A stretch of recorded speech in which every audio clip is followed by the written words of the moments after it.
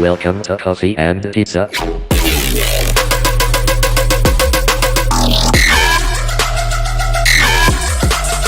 I hope you can enjoy.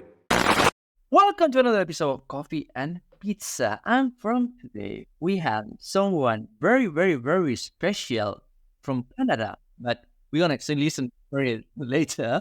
But Adrien, sorry, I need to say something. Please, the people that are watching this, like and follow because many people is watching these videos and don't like it.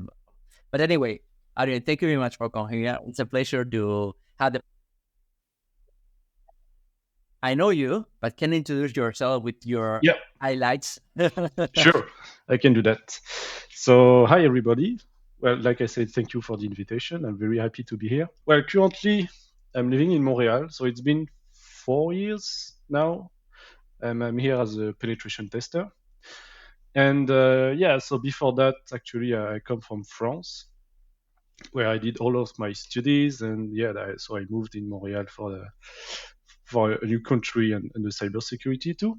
And before that, during my studies, I was a firefighter in France. And on my free time, I can say that I like touching a bit of everything. So right now, I'm into hardware hacking. So I just learned that last year, and I'm trying to do that beside my work. And yeah, I'm trying to learn new stuff, and recently opened a Twitch channel and a YouTube channel to share my learning process, I would say, something like that.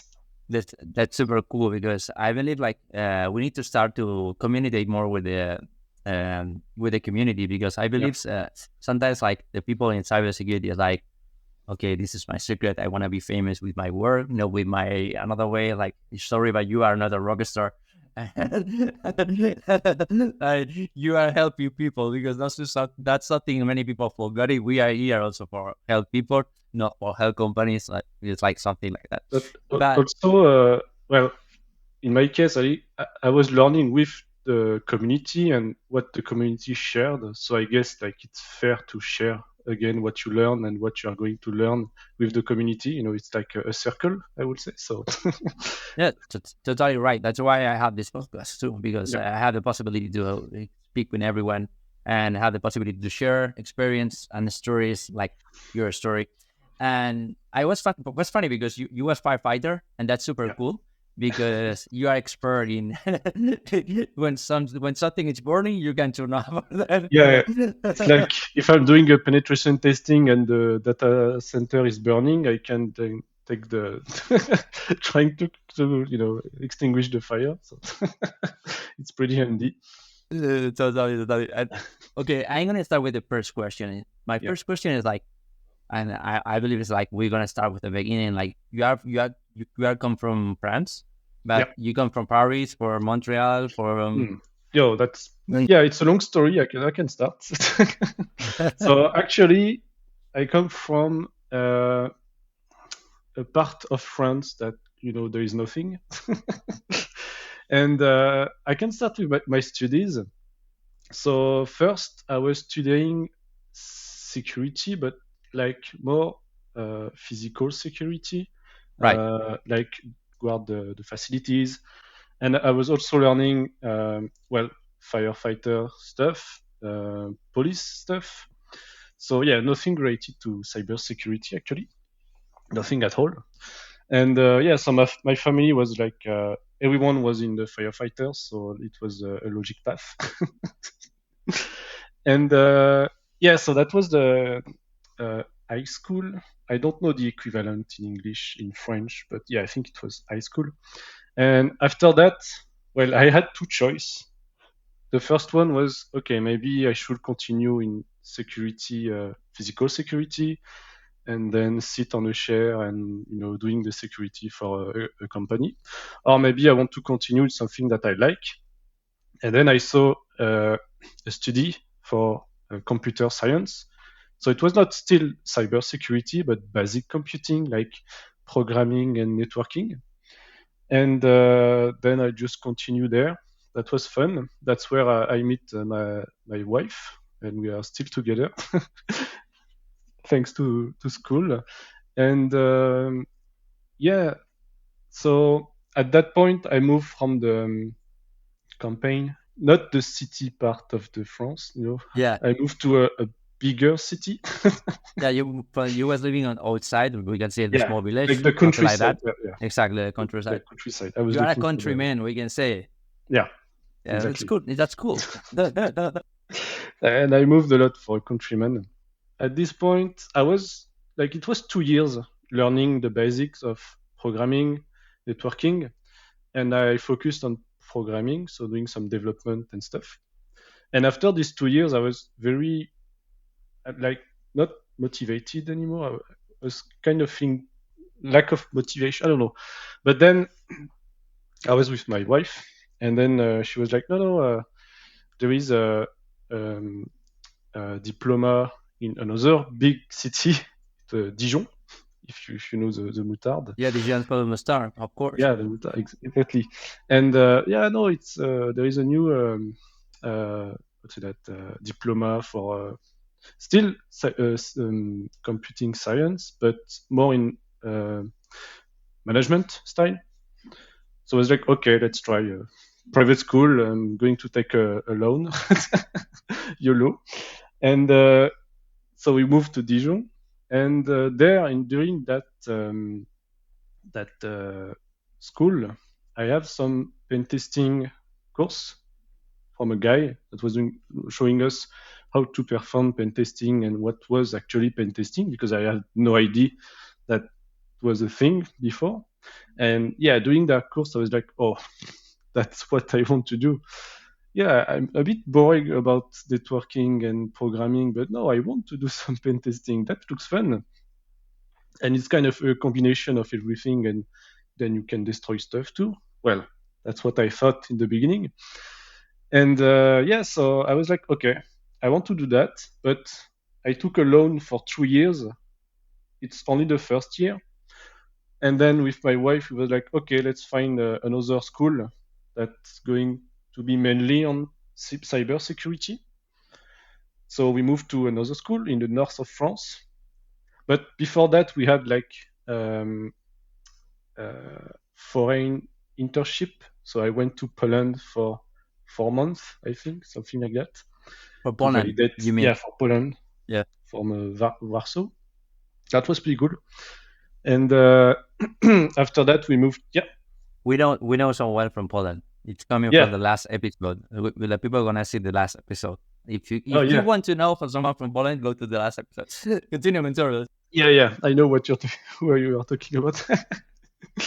And yeah, so after that, we moved to the north of France. So yeah, it's kind of a big triangle when we are moving. And so I follow some basic cybersecurity course about pen testing, but it's like the basic stuff.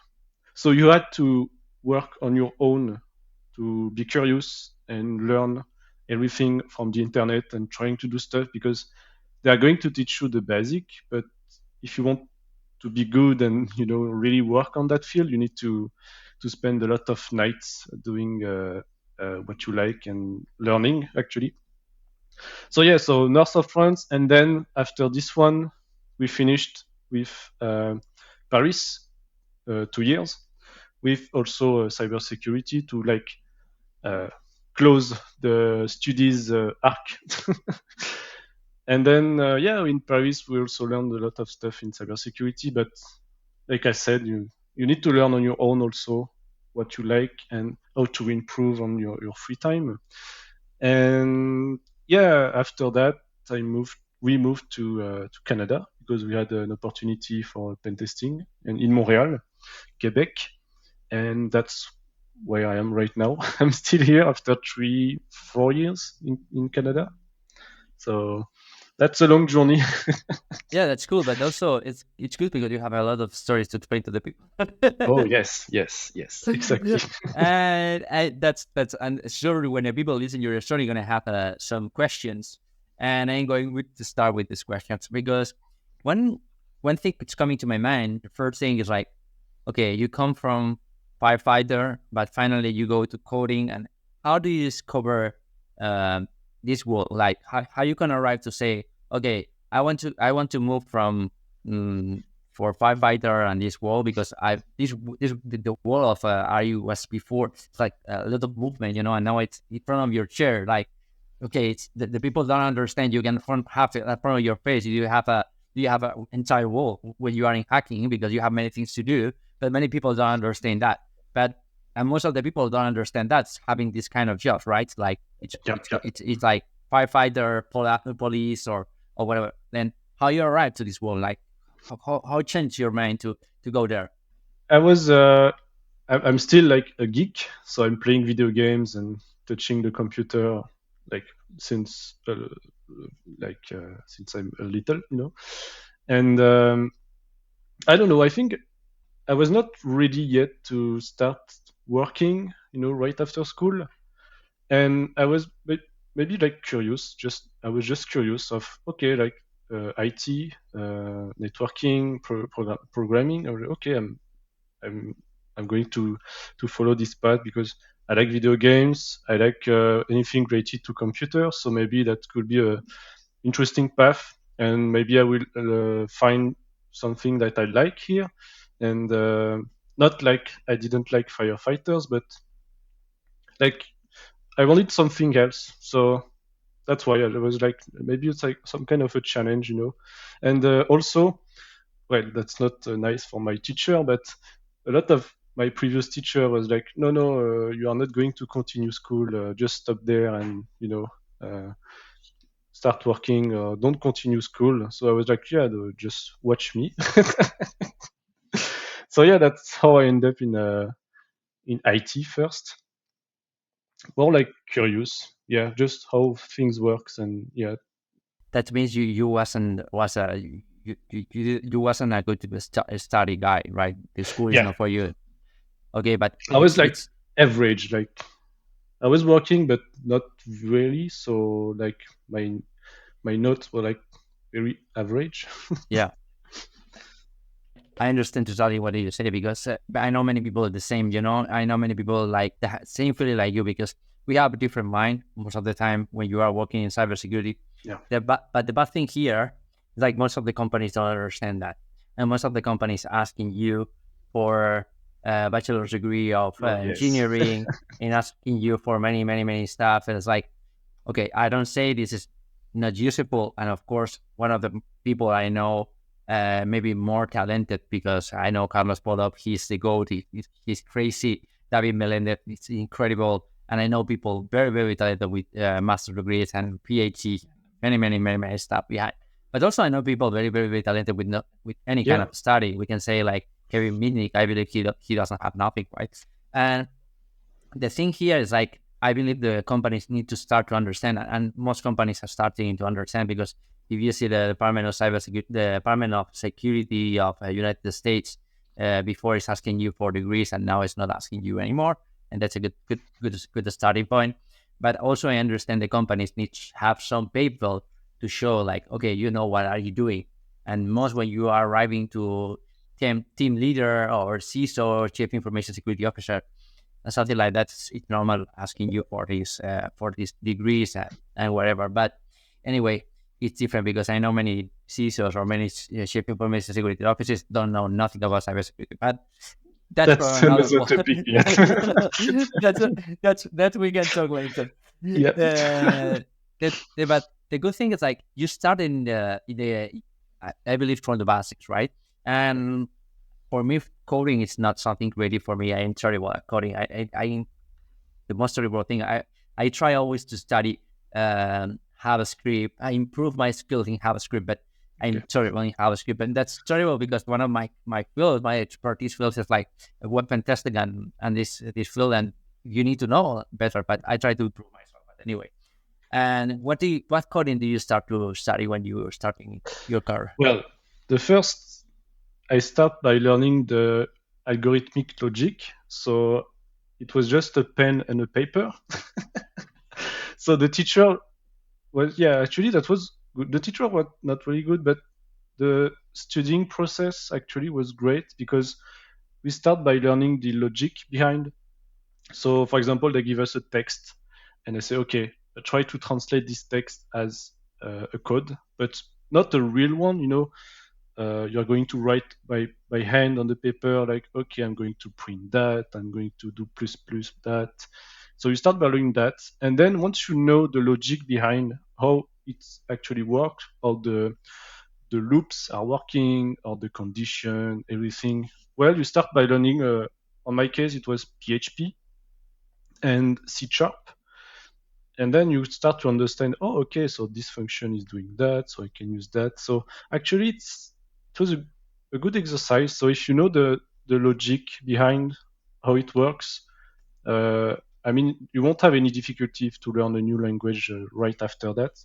I had a good teacher in Java that told us that if you know the logic of the algorithmics, you just need like few days to learn a new language, because behind it's working the same for all of them. You just need to learn the function name, how to import some library, but maybe, but at the end it's always the same. It's always the same thing. The methodology, finally, Yeah, it's the same for all the languages, and yeah, you have exactly. small differences, like you mentioned before, like depending on that.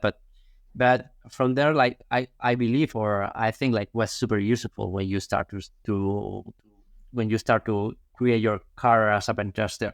What do you learn it before? Because help you to understand what are what you need to exploit, right? Oh, yeah, definitely. Yeah, that's a big challenge for people that they saw like pen testing. They're like, okay, I want to do that, but they don't know the basic behind. They don't know programming. They don't know networking. So they are going to start and then feel completely lost because they don't know a lot of basics or protocols or how things actually work behind. And that's, I can see that with a lot of, I had a lot of interns in my previous companies, and yeah, I can see that a lot. They're trying to stay with what they learn at school and trying to jump directly into pen testing. But yeah, you miss all the basics. It's like the meme with the stairs. So the guy is at the first step and wants to climb the last one, but in I between know. you have you miss all the other ones. So yeah, that's very important. Good basics, uh, networking, programming. That's like basic one. How to use Linux, Windows, or maybe Mac OS. If you know the three of them, you won't have any issue later. So yeah, basics. It's very important. Totally with you, because that's the problem. Everyone is looking the cool side of to be a hacker. Everyone want to be like Mr. Robot and want to have a TV show and looks cool in front of the people, like I'm a hacker or something like that. Or most of the people want to work with Anonymous, like I want to work hacker with Anonymous, but it's not like that. Okay, I, you I, you I mean, I was like that too. I saw Mr. Robot. It was during when I had the pen testing work course, and it was doing Mr. Robot. I was like, oh, I want to do that. So I start by trying to launch Kali Linux. Once Kali Linux is open, I'm like, okay, what do I do? sudo apt update, sudo apt Exactly. upgrade. So like, I'm a hacker. I'm going to, I don't know, hack some Wi-Fi, and then you don't understand anything. So like, okay, I give up.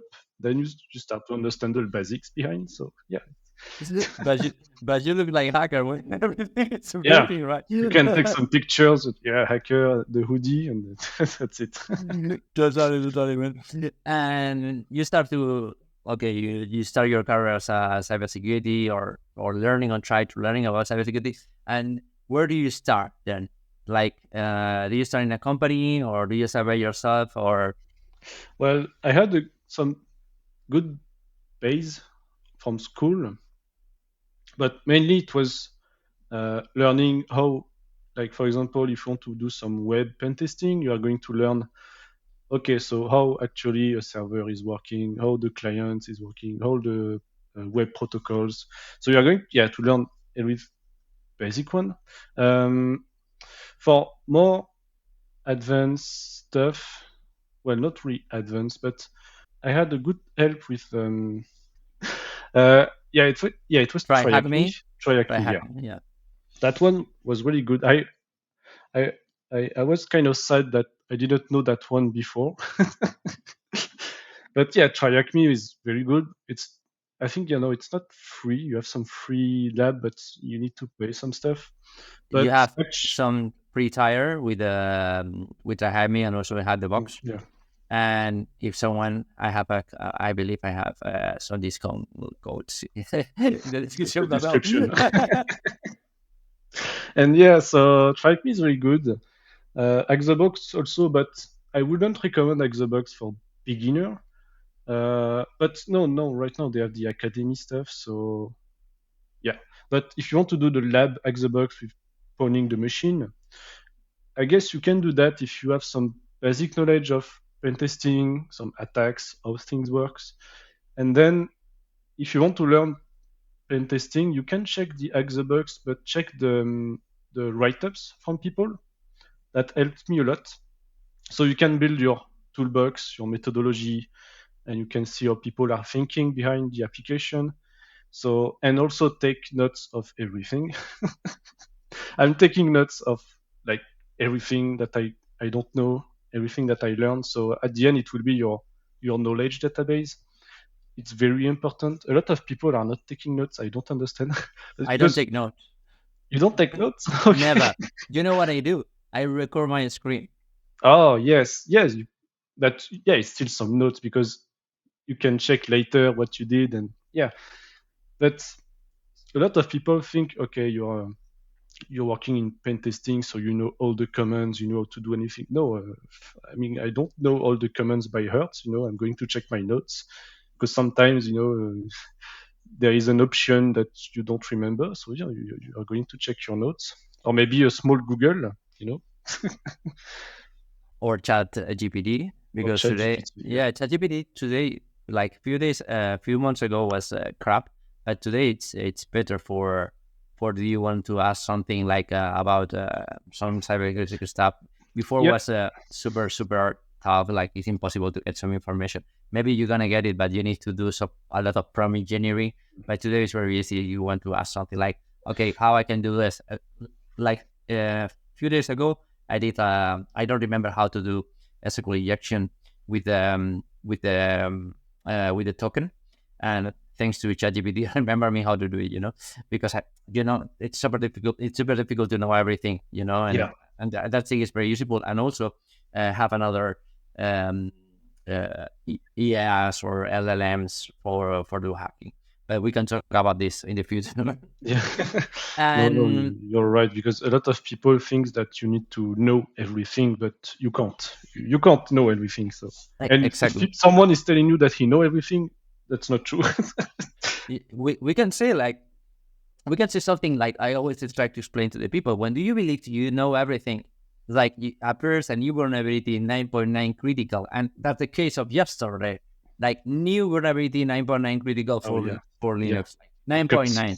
That's yesterday, and everyone know. Oh, that's everyone know. No, always you have new stuff, and of course, if you go deeply to somewhere, you're gonna find something, because in cybersecurity, it's huge field, and you have many things to do, and we have many things to do in the future. And also, you come from coding. Always I try to explain this to the people. Like you have a lot of certifications today for cybersecurity, in TCM, cybersecurity, Hackbox, HackMe, OSCP, Azure PD, whatever. You have a ton of certifications, but you don't have this certification for secure coding. You have few one. Oh, okay? Yeah, that's right. Yeah. Then that means but the company is looking. If you go to LinkedIn, most of the people are looking for web developers, and more developers. I'm trying to imitate someone, and okay, companies are hiring developers, and you have the terrible thing called it agile, pushing you on the time. And I can say like that because I'm a Scrum Master. Then I can say, and you have agile pushing you, and you have your terrible code in front of the people. That's something very, very, very dangerous. We have and also it's like in the best scenario, we have some scenarios where companies is like hiring people from one country, but these companies have another team in another country, and it's hiring people with no knowledge. But it's like a chain, a train. Exactly, and that's good for us because we are very lucky, because we're gonna have a lot of work in the future.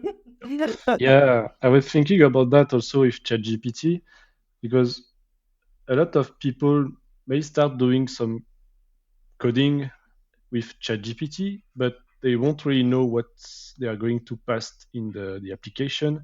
And I think, yeah, we are going to see a lot of vulnerabilities that we were used to how to say that they were here like in the past years, but tried to disappear. But slowly they are going back, maybe with the ChatGPT and the Like people that yeah they are going to use that. Yeah, exactly, because ChatGPT is incredible thing, and you have another one like another AI. I remember the last one is Iden. I don't remember. One it's only for coding. You have Cursor is for coding, and it's incredible. You have today we have applications like Sneak. Sneak it's for secure coding, and it's very good. But the problem is like when you are using logic yeah, and when you are using a big codes with a lot of parts of the different parts, and you are flicking or you are leaking the logic there, because many people forgot, yeah, GWT token is not for authentication, it's for authorization. Okay, sometimes it's for authentication, but we can say most of the times it's for authorization. And how you can know like this profile have access to this information and not to the other one, it's so when you have a big application, it's very, very, very hard. And this is very, very difficult to understand for the artificial intelligence. You can create your code, you can create application, it's working, and you push the button and you have a result. That's cool. But what happened with the logics? And there is where we have a space like a cybersecurity professional or weapon testers or whatever, trying to find this logical stuff, right? And I don't, and this question is moving forward because one of the things I want to ask you is like, okay, you start working as a pen tester, and what is your first thing you did? Like you start working like as a pen tester, like for weapon testing, or you starting? well, I start well. My first job was with school, so no part-time job. I was in a security, cybersecurity office for a government in France, but I was the only one technical. So yeah, I tried to give myself some work, but yeah, no, I start some small project. Just for example, oh, what's his name? The decontamination station for the USB. So I try to find a GitHub project and I just fork it and improve it. And yeah, that was my first big project. And yeah, and I had some experience in pen testing for that job because there were like a pen testing team. So I start learning with them, like as a shadow. It was mostly internal pen testing, which is good because in pen testing, when you start, it's mostly web. A lot of the time, it's like web pen testing.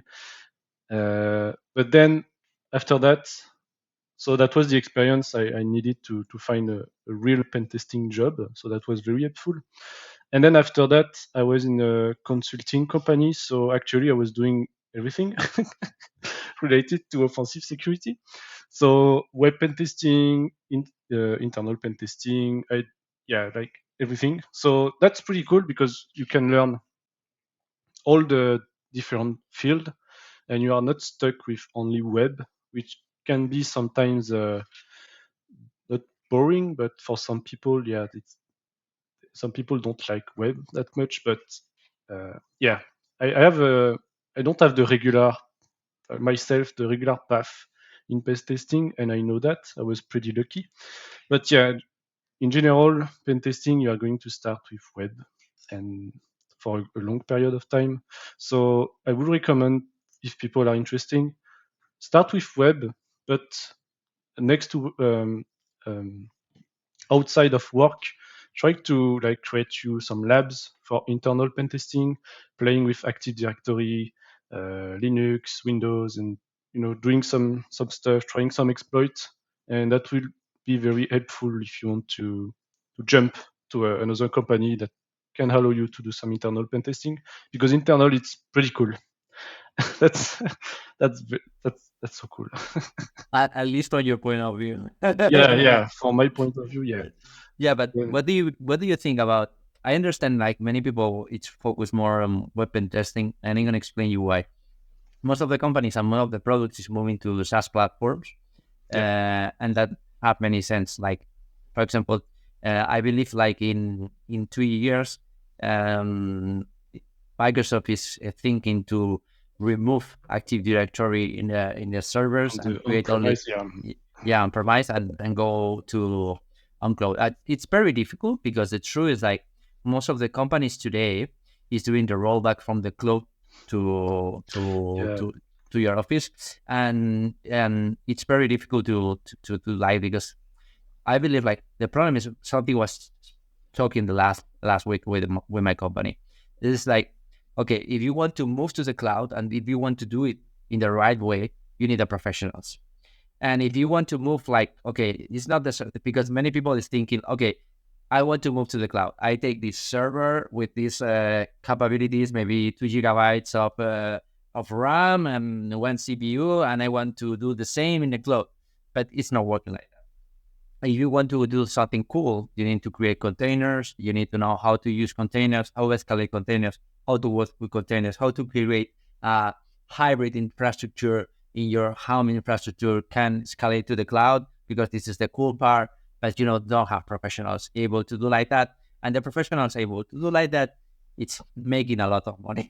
Yes. And the companies don't have money for do like that, and the thing it's doing is like try to find someone can do it, but the resource is not the right. I had experience with some companies that were full on the cloud, but then realized that that's too expensive and they want to do the same on their own, like go back on premise. But actually, it could be, well, for some of them, it could be a very good opportunity to think cybersecurity first to build the infrastructure so they can start from scratch and think, security before, something else. Because, well, in my experience, a lot of companies, when I'm doing internal pen testing, they didn't think about security when they build the infrastructure. So they are like, okay, so the base is like, I'm not going to say some bad words, but it's not good. And they put on top some EDR protection, like, okay, it's secure, but no, the whole logic behind it's not secure, so you need to redo from scratch. So it could be a good opportunity for some companies if they have the budget, obviously. And the same password for all the databases. Is that something that is very common? That's something like that's it's really really good point when you say like now it's the opportunity to create something more cybersecurity based. But the problem in my point of view with that is like, okay, but never have something secure. And if you want to, and if you're trying to create something secure in your old place, it's complicated because also it's like complicated many times because it, when you people it's like I don't want to pay for this platform, or I don't want to pay for Google Cloud or whatever. It's cheaper if I do in my own data center. Okay, but when you explain to the people, okay, but Google have a cloud, but the cloud have different locations. In your data center, you need to have different locations. Oh, Yeah. what do you mean? I need to have the same platform in two sites of the different country? Yes. Yeah. Okay. And you need to have copies and in your place, and also you need to have copies in case you have a ransomware. Yeah. Oh, that's expensive. Okay. And do you need to put EDRs? You need to put your WAF? Do you need to put like a lot of electric devices? We can say behind. Wow, that's expensive. Of course, when you're thinking in your platform at the beginning, it's like you're thinking in your own server with your database, with your hard drive, and that's it. That's cheap.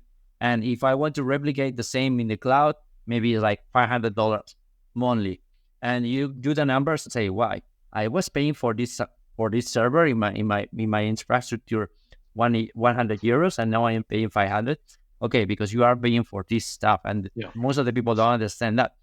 But we will see what's going to happen. And the same as you mentioned before, it's a good starting point for started creating the companies more secure.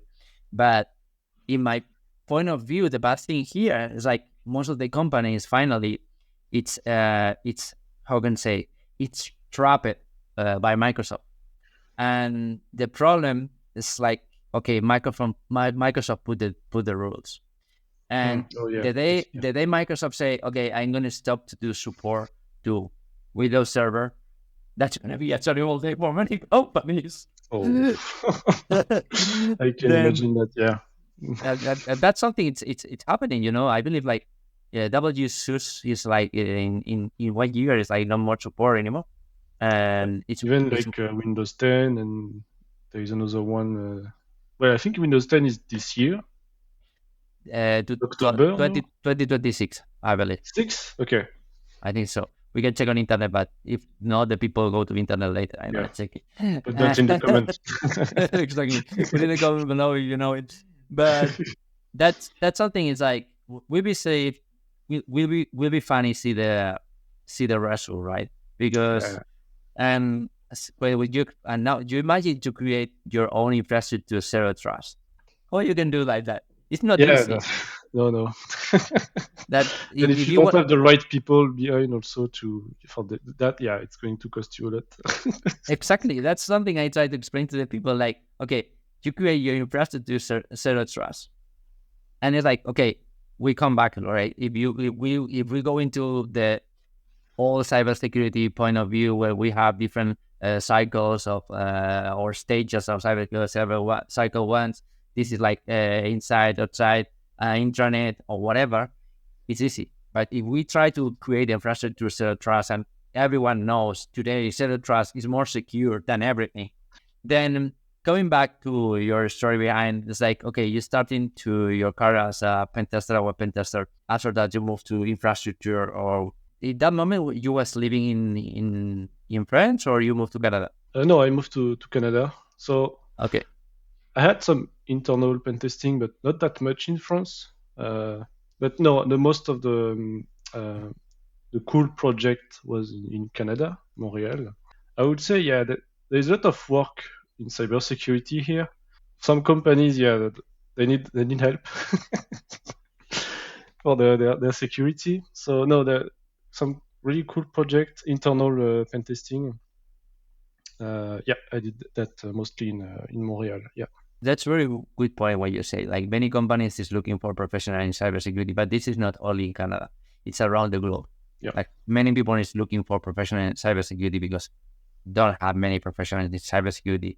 And most of the professionals in cybersecurity, that's something we can cover now, is people more focused in cybersecurity, but in the side of the law side, or because Like okay, yeah, governance stuff and exactly, like GDPR, what you need to do with the data and something like that. But when you start to create your the infrastructure, but today is creating more of the companies like security by default, it's very difficult to find people with not only the knowledge of the how you can create it, like how you can securize.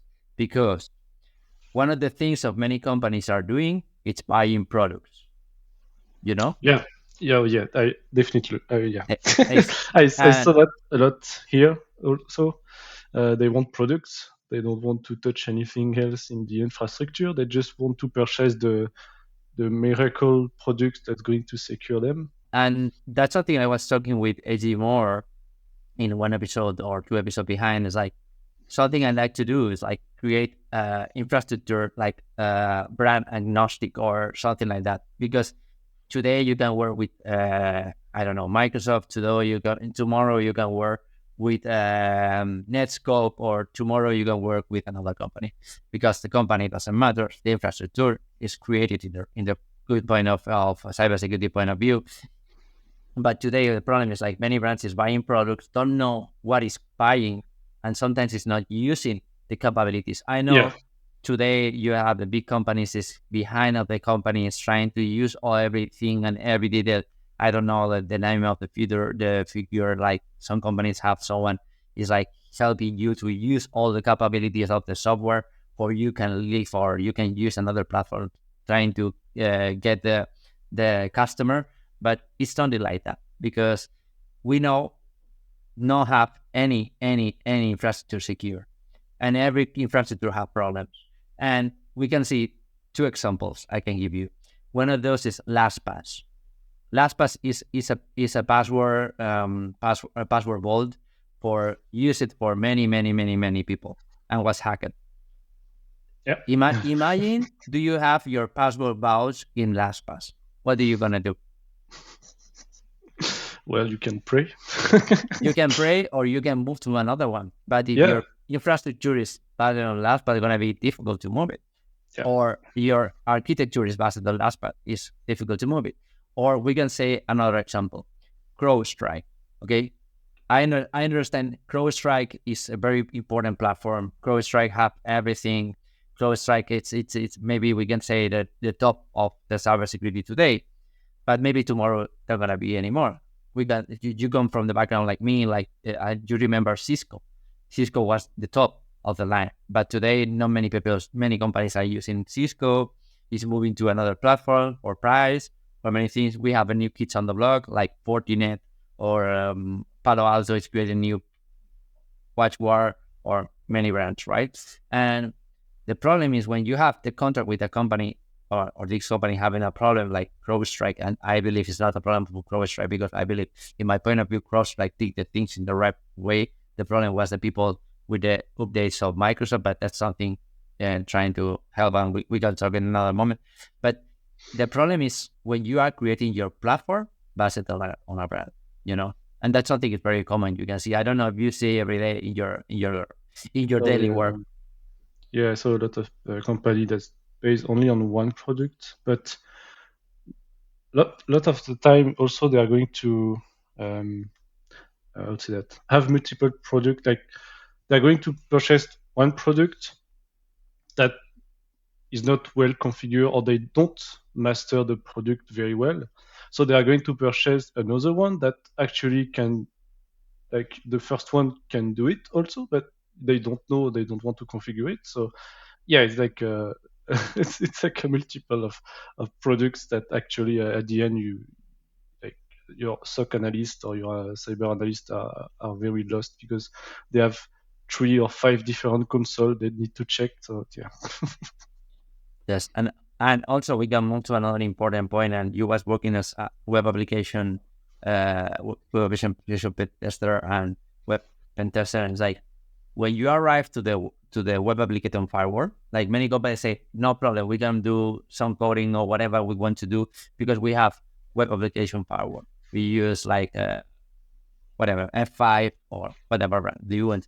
It's like I try to explain to the companies when I arrive to the firewall, it's because you didn't do the job in the right way. No, You yeah, know, definitely.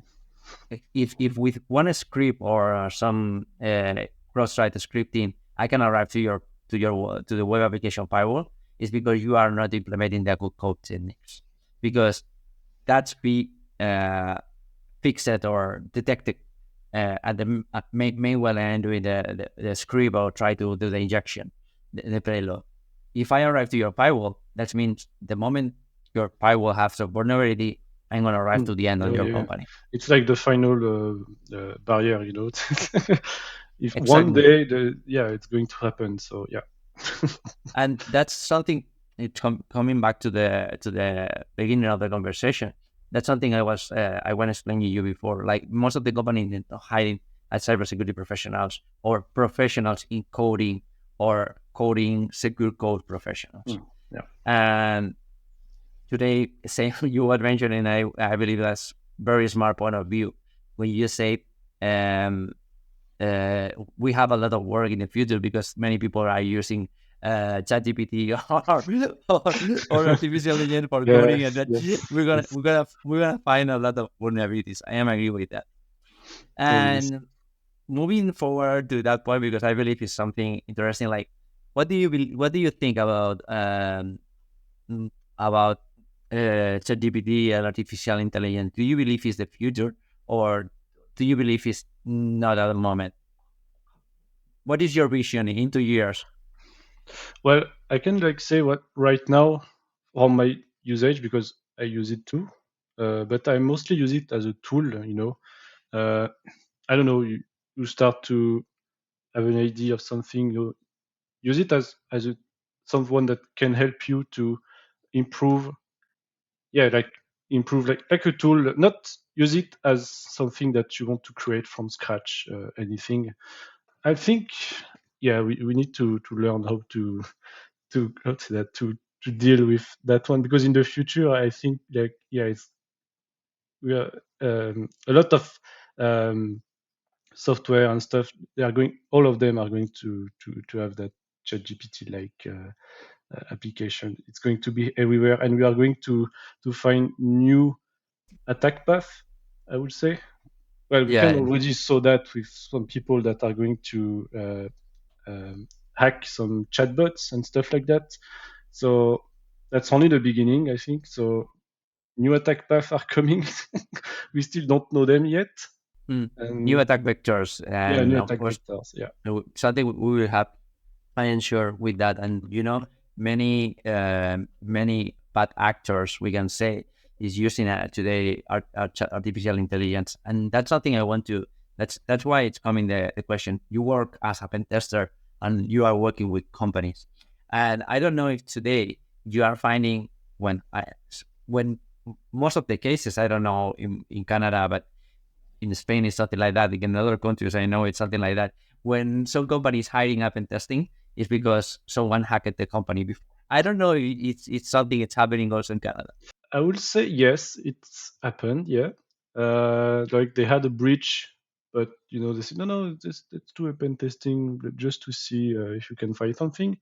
But also most of the times it's just to validate some certification, to have the green light to some projects. And those are, I would say, the worst because they don't want you to find vulnerabilities, and they are going to do anything to stop you to find vulnerabilities. So yeah, that's a bit a shame. But most of them, hopefully, well, luckily they are all good with pen testing. Some of them, they are going to ask a pen testing. For example, they have a very old legacy, like industrial network, but you are going to maybe advise them that maybe pen testing is not the right solution right now, because we are going to find a lot of stuff. So maybe trying to do a security assessment before, and trying to patch and find vulnerabilities. But the pen testing can be done like later, when you try to do some hardening and basic stuff regarding cybersecurity. That's something very common when you find when you arrive to the customer and you find a lot of vulnerabilities. It's a problem because the project is gonna have a lot of delays. But the problem is when you do a pen testing and you don't find nothing. Because the people believe Adrien is lazy, he didn't know nothing, Yeah, or sometimes can touch your ego, and that can be terrible, right? that's yeah, it happens sometimes. Yeah, but like in consulting, it can be like a lot of vectors for that kind of issue. Sometimes it's the time, because you don't have a lot of time. Some for some projects, because yeah, it's billable and you don't want to do extra hours. And sometimes also it's the scope. Uh, they are not going to provide you what they think will be interesting for the scope of the pen test. So that's why on some previous company we were doing the scope with the client, with them, to know what they need and what is the critical the infrastructure, and what is very important for their network. Because sometimes they are just going to give you some IPs and like, yeah, do your pen test. But yeah, you are sure you are not going to find anything if you have two IPs or stuff like that. But yeah, sometimes you don't find anything, and that's okay. I mean, that's okay. You are going to find like some stuff, but not critical vulnerabilities and high vulnerabilities. But I mean, that's okay. That means they probably do a good job on that. But I don't know, it's just a question, and you don't need to explain me what I do in your pen testing process in your company, because I believe that's gonna be secret of your company. I understand that, but most of the companies today I see for do pen testing, it's really using like tools like I miss something like it's using like, okay, I send you my result for birth rate scanning, Like and that's it, versus scan and yeah. Exactly. Well, yeah, that was not the case at least for us because we were trying to do like real pen testing. But yeah, you have a lot of companies that are going to sell you pen testing, but actually it's just a scan, vulnerability scan, and you don't have like the the exploit behind. They are just going to give you the result. They are not maybe going to check if there is some false positive or anything. And no, that's pretty common in in the cyber industry. So yeah, I've seen that a lot. Yeah. Yeah, and one of my works, I work as a project manager, and something I do is like a consulting project manager, and I help to the companies to improve the security of the company. That's one of my things, and I help to the companies to improve the security of the project and handle the project. And the last project I've been is like the company showed me, okay, some company did up in testing and find these vulnerabilities, and the project is fix all these vulnerabilities and show we fix it. And I said, okay, show me the result of the pen testing. I was checking the result of the pen testing of a big company. I don't want to say the name, but it's one of the big four, and I was seated there with the pen testers. And something we was talking before, like it's leaking, like we don't have professionals. We find people because it's normal. The companies, first of all, don't want to pay for that. And second, don't have time, because if you explain to someone, I need 15 days to do your pen testing, it's like you are crazy.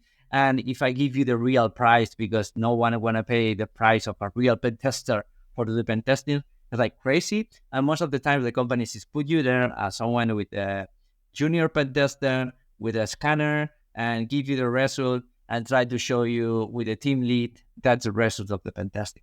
And the problem is when the company sits in front of someone, he knows about cybersecurity, he knows about pen testing, and he knows what he is doing. And they say, okay, show me the vulnerabilities. No, you have a XXS vulnerability, you have a persistent error, la la la. Okay, okay. Show me the Show technical part. exactly. Show me the VOC. Show me the poker. Or how you do it. No, we don't do it.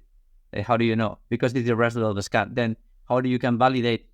It's like you have alert XS1 and all alert XS. That doesn't mean you have a cross-site 60 in there. It's only maybe it can be sandboxing. Sandboxing? What means sandbox? Sandbox? Yeah, it's sandboxing. Like you can do a sandboxing of the payload, but because I want to do it, like I want to show for the technical, for the part of the scripting or for my website, I want to show you like this alert because it's important for me, and I want to do like a good technique of coding. Is I can do a sandbox of this payload for show you the content I want to show you, but you cannot escape from the sandbox. Then can you show me how you escape from the sandbox? No, we didn't. Only we use like, okay, you have alert here. Okay, but you can do alert domain cookie. So wait a moment. Oh, I cannot. I told you this is not a vulnerability. You want to charge me to? You want I can fix a vulnerability? I don't have this vulnerability. Then that's a problem today. Many companies like it's hiring people, and the problem is like paying professional with not expertise. Most of the companies is don't want to do and something that I want to talk with you later, like remote working. And it's like, okay, the companies need to start to understand remote work. It's gonna be the future if you want professionals, because at that moment I believe money is not a problem in our case, because maybe we can talk it like, okay, maybe if you are in at that moment you are earning one amount and someone is coming to you and gonna pay you 5,000 extra for go every day to the company, is like not maybe it's not a question of money, because if you sometimes I get some offers to go to the work to the office, and it is like my amount money company is like, wow, you are crazy. No man, like my time outside of the company have a lot of value, because it's the Yeah, time when I learn how I exactly. can do Yeah. that shit, and then if you want, you need to pay me. And that's something, and it's very common, and we will see in the future. And many companies is like don't know. It's trying to find the same we were talking at the beginning of the conversation. Try to find people with degrees and master degrees, and doesn't mean it's not professionals. I know many professionals, but that professional don't gonna do the job for the price you want able to pay. Then I mean, not you, but I mean the company. If you want a professional in cybersecurity and you want, like, if you it's have a one sentence I really like it is like, if you pay with peanuts, you're gonna get monkeys. No, yes, that's true. And then that's something it's very very common here in the world of cybersecurity. And I don't know. You was talking about Canada is looking for professionals and it's needing more professionals. But I don't know if in Canada still the culture of go to the office or it's open minded for remote working. It started to change actually. It was mostly hybrid, remote, but now they start to like, oh no, people should come like at least 1 or 2 days at the office. On my side, like I can go like full remote, but I'm going myself to the office sometimes, to meet some people and to chat a bit, and it's not that far, so that's great. But yeah, I would say it's more like hybrid stuff, like 2 3 days, and even 3 days. That's a lot in a week. So yeah, no, it's hybrid here in Canada. Yeah. I say this because one of the news like a few days ago was Amazon changed their mind, and Yes. now everyone needs to go to the office, and you can see big companies and big corporations it's using the same thing, and it seems like this is the end of the remote working because many companies is gonna move to that. But the thing, and that's something I want to talk with you because I don't know whether in Canada, but I believe it's gonna be similar to here. But the problem is like I prefer to spend more time with my family. I prefer to go to my gym. I prefer to enjoy my time.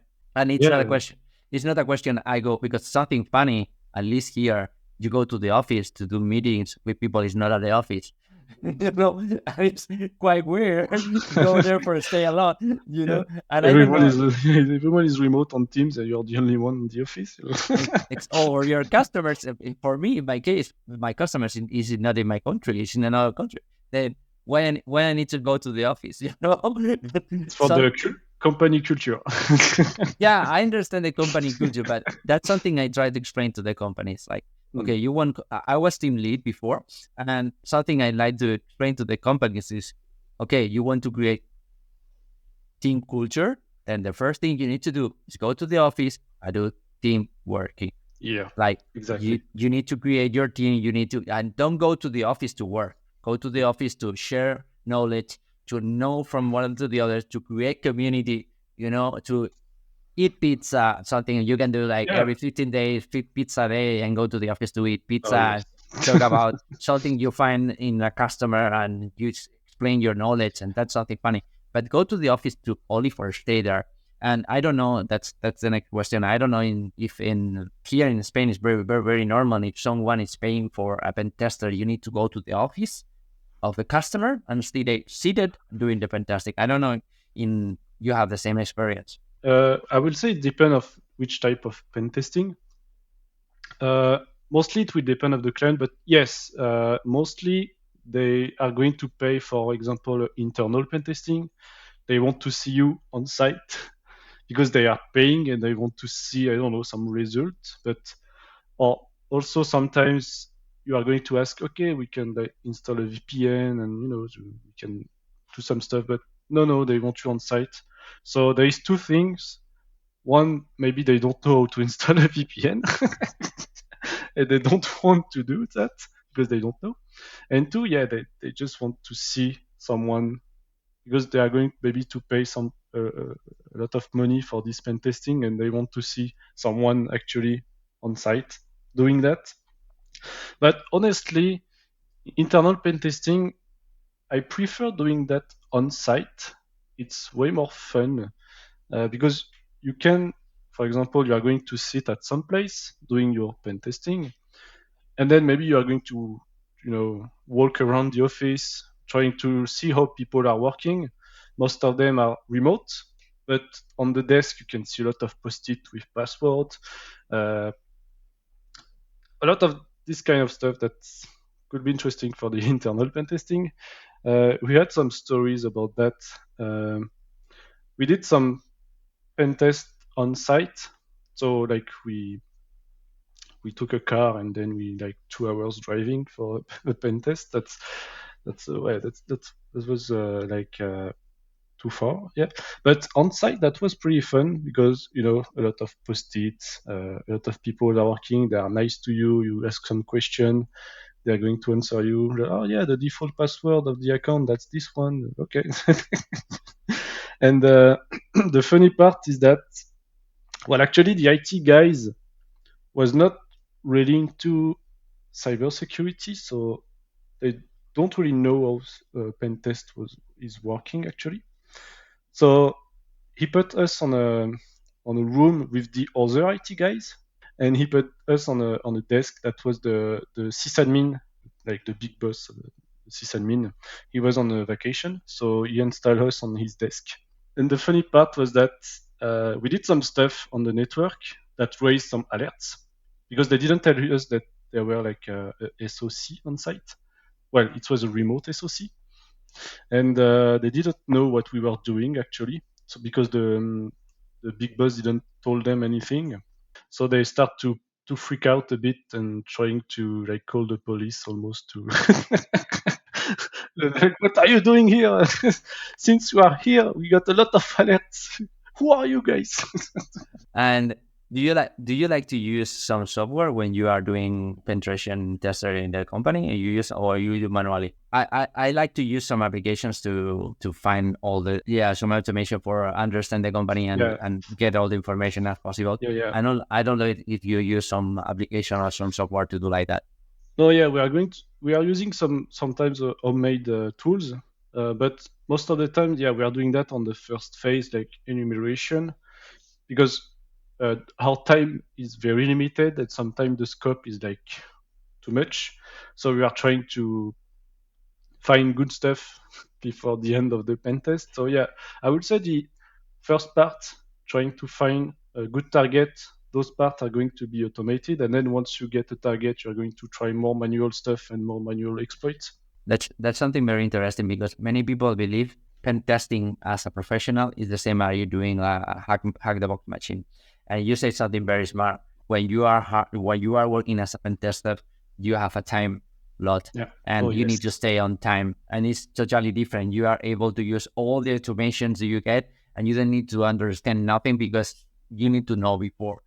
You know, at that time it's like you are hurry, but you need to do on time. You have your time and that's it, right? And that's why because some people is like very focused, like you need to do manual hacking, and you need to do, of course you can do manual hacking, but Yeah, you're depends going to of the lose a lot of time. Yeah, that's exact and depends the company. Maybe it's the third time you are going to the company and you launch it before like 3 automation tools in another pen testing, and everything is fixed. Then you are go to cherry picking at that moment and try to find some vulnerability, some way, something you find before, and then you are trying to go to exploitation because one of the things many times happens. I'm sure in your life happens very often is like you lose the focus. Like, okay, here you oh have yes. this thing, you have another thing, and you try to do the exploitation for one point, you move to another one because you are not able to get the information from this side, and and then you are wasting a lot of time because you are not really focusing something. I believe like when you are working as a professional, it's normal to use automation tools and very useful. Yeah, yeah. You need to gain some time.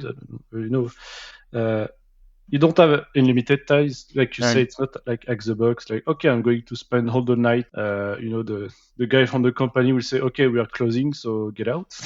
So yeah, and then you are going to do extra hours. Your manager will say no, no extra hour. So it's that from 8 to 5, and that's it. And then you need to eat also. exactly. And when the people believe one pen tester is making a lot of money, go and ask for a plumber. Go to your house. I don't know what you want to tell you because it's gonna be crazy. Yeah, yeah. Then, Adrien, thank you very much for the conversation. It was super funny conversation. I really enjoy this time with you. And I'm gonna put your links if someone want to contact with you and want to have this whatever with you. And I'm thank you very very much. open to any questions. So yeah, I'm a nice guy. So, so I am go French. ask anything. You need to say I am French, but not Parisian. Thank you very much, man. Bye bye. Thank you. Bye bye.